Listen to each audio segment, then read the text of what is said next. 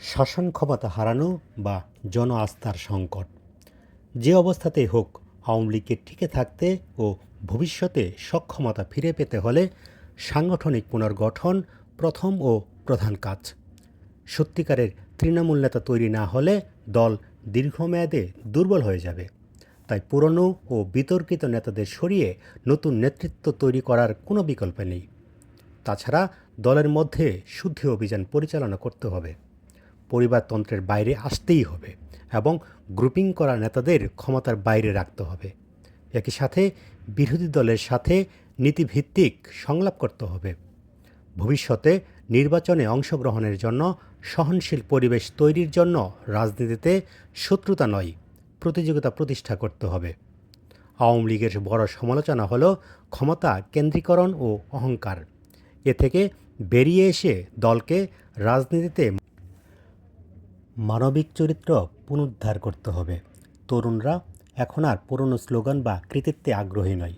তরুণদের জন্য স্বচ্ছ রাজনীতি তুলে ধরতে হবে। দলে অনুপ্রবেশকারীদের চিহ্নিত করতে হবে। আসলে দীর্ঘ সময় ক্ষমতায় থাকার ফলে দলে অনেক সুবিধাভোগী ঢুকে পড়েছে।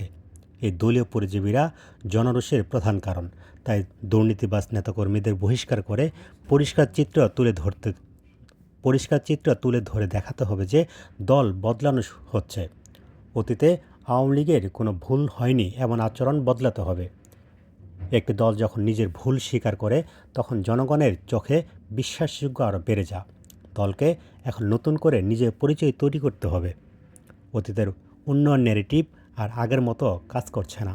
তাই স্বচ্ছ রাজনীতি ও গণতান্ত্রিক নবজাগরণ তৈরি করে আওয়ামী লীগকে জনগণের দল হিসেবে প্রতিষ্ঠা করতে হবে। সর্বোপরি আওয়ামী লীগের টিকে থাকতে ও ভবিষ্যতে আবার জনগণের আস্থা পেতে কিছু উদ্যোগ গ্রহণ করতেই হবে। তার মধ্যে প্রধান হচ্ছে নিজেদের ভুলগুলো খোলাখুলি স্বীকার করা, তৃণমূল ভিত্তিক সাংগঠনিক পুনর্গঠন করা, নতুন প্রজন্মের সাথে বিশ্বাসের সম্পর্ক তৈরি করা।